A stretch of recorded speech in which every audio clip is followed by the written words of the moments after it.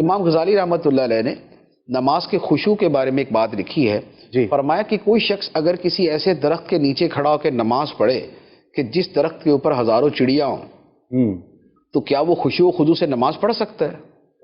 چڑیاں اگر کسی نے دیکھی تو اس کو پتا ہوگا وہ اتنا چوں چوں کرتی ہیں کہ بندہ بات نہیں کر سکتا. ایسا ہی تو نماز میں خشوع کہاں سے آئے گا؟ تو فرمایا درخت کاٹ دو. یعنی انہوں نے سمجھانے کے لیے فرمایا اگر خشوع پیدا کرنا ہے تو درخت کاٹ دو. پھر فرمایا کہ ظاہری درخت کے ساتھ ایک درخت انسان کے اندر بھی لگا ہے. واہ.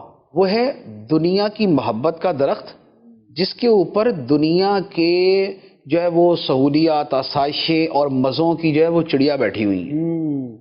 تو جب دنیاوی تصورات و تخیلات کی چڑیا اندر بیٹھی ہوئی ہے نا تو تب بھی خشوع و خضوع حاصل نہیں ہو سکتا.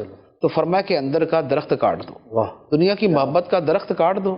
جب تحصیلات کی لمبی لسٹ ختم ہو جائے گی اب آپ کو توجہ بھی حاصل ہو جائے.